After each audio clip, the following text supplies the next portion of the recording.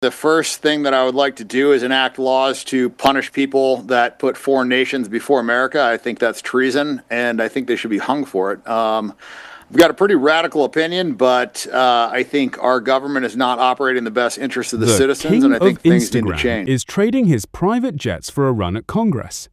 But don't be fooled by the outsider branding. This is a dangerous descent into the darkest corners of far-right conspiracy politics. Dan Bilzerian, the trust fund playboy turned reactionary influencer, has officially filed to challenge Republican Randy Fine in Florida, and he's doing it by laundering ancient, hateful tropes as anti-establishment truth-telling. In a chilling new interview, Bilzerian isn't just talking about policy. He's calling for the execution of American politicians he labels as traitors and Jewish supremacists. He's pushing a cocktail of JFK assassination myths, CIA shadow government theories, and blatant anti-Semitism, all while framing it as a defense of ordinary Americans. This isn't just a vanity project.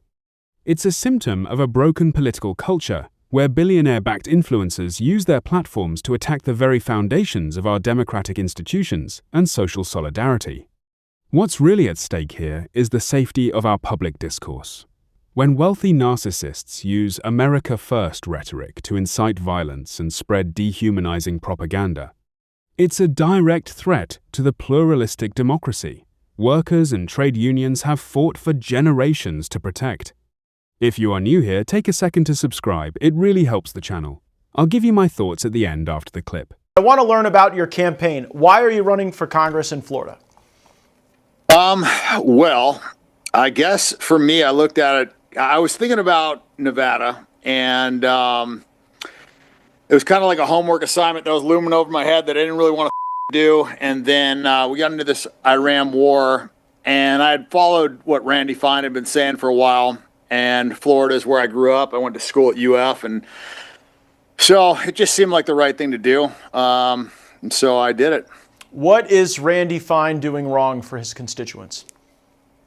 Well, he's putting a foreign nation before America to start. I think he's a Jewish supremacist. I think he's promoting vile rhetoric. I think he's everything that's wrong with our government.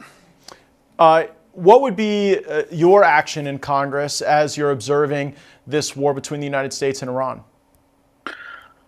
Well, there would be a lot. I mean, the first thing that I would like to do is enact laws to punish people that put foreign nations before America. I think that's treason, and I think they should be hung for it. I've got a pretty radical opinion, but I think our government is not operating in the best interest of the citizens, and I think things need to change.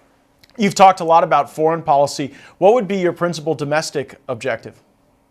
Be a lot. I'd like to completely dismantle the Fed. I'd like to get rid of the IRS. I would like to get rid of the ATF. I think we've got a bloated government that is not operating in the best interest of the people. It's a complete waste of money, and I don't think it's functioning efficiently.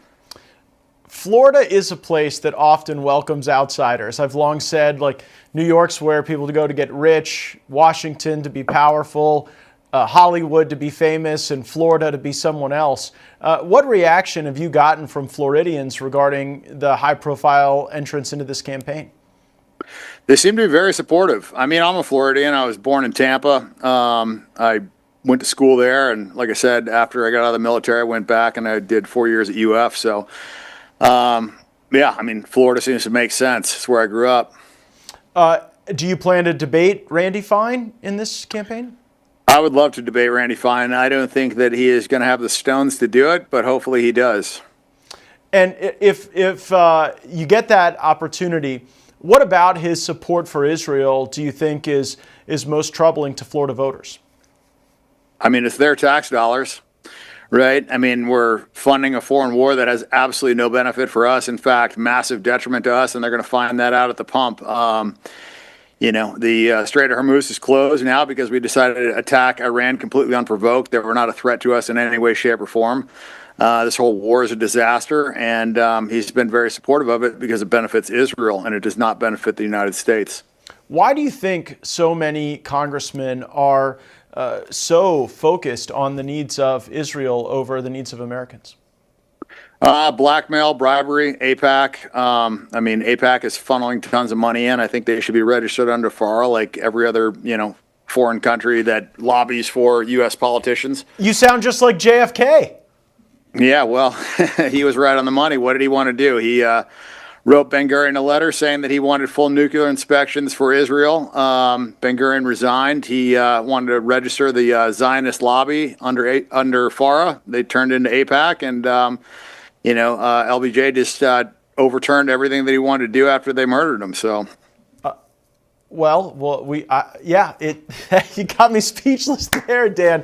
I don't know exactly who murdered him, but I am concerned about the CIA's involvement. The circumstance abroad is that more and more countries are turning away from Israel. We saw Giorgia Meloni in Italy make that decision to end her defense pact with Jerusalem recently.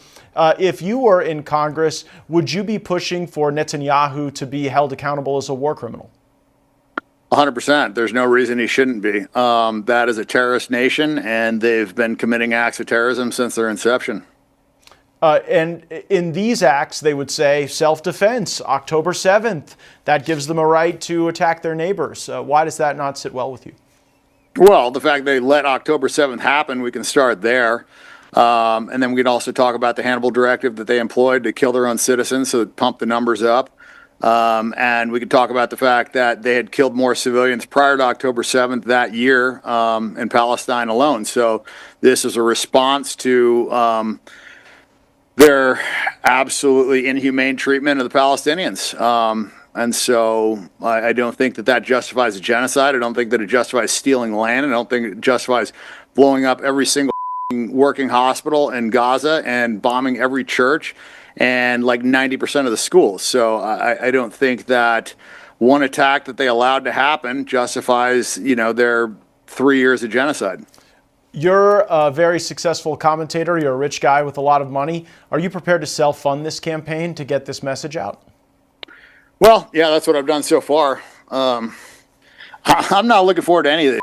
I don't want to be in politics. I certainly don't want to be in Congress. I just think somebody has to do this. And I think the people that don't want to do it, that are doing it for the right reasons, are going to have a positive impact. The problem is everybody that gets into government does it because they want to benefit themselves or benefit their donors. They want to get reelected. I don't want to get reelected. And so I'm not going to waste my time fundraising and campaigning while I'm in office. I'm going to focus on trying to fix America, which is what most politicians should be doing. What we just witnessed isn't bravery or telling it like it is. It's a dangerous, mask-off moment for the reactionary right. Let's break down exactly what Bilzerian is doing here. First, let's talk about Dan Bilzerian. He's not a man of the people. He is the son of a corporate raider who has spent his life flaunting extreme wealth while building a brand on hypermasculinity and grievance. Now he's attempting to pivot into politics by targeting Randy Fine, a Republican Florida state representative. While we often critique the GOP's policies from a pro-worker perspective, Bilzerian isn't attacking Fine on healthcare or wages. He's using him as a proxy to spread Jewish supremacist tropes and Great Replacement-style rhetoric. Bilzerian's demand for treason laws, that include the death penalty for political opponents, is straight out of the authoritarian playbook. He uses the suffering in the Middle East, a deeply complex humanitarian crisis, not to advocate for peace or international law, but as a vehicle for anti-Semitic conspiracy theories about blackmail and bribery by the Zionist lobby. By invoking JFK and the CIA, he is trying to signal to the QAnon wing of the far right that he is the only one who can dismantle the system. Notice his domestic agenda. He wants to abolish the IRS and the Fed. While that sounds anti-establishment, it's actually a gift to the billionaire class. Without a functional tax system or monetary regulation, the burden of society falls entirely on the working class, while oligarchs like Bilzerian are free to operate with zero accountability. This is how far-right populism works. It takes real anxieties about war, the economy, and the price at the pump, and redirects that anger away from the powerful and toward marginalized groups and democratic institutions. When he calls politicians lonesome reptiles, he isn't just being colorful, He's dehumanizing the democratic process to make political violence seem acceptable. We cannot let these billionaire-driven culture wars distract us from the real struggle for economic justice and social solidarity. If you made it to the end, hit like and subscribe. It really helps the channel. Drop your thoughts in the comments below. I'll catch you in the next one.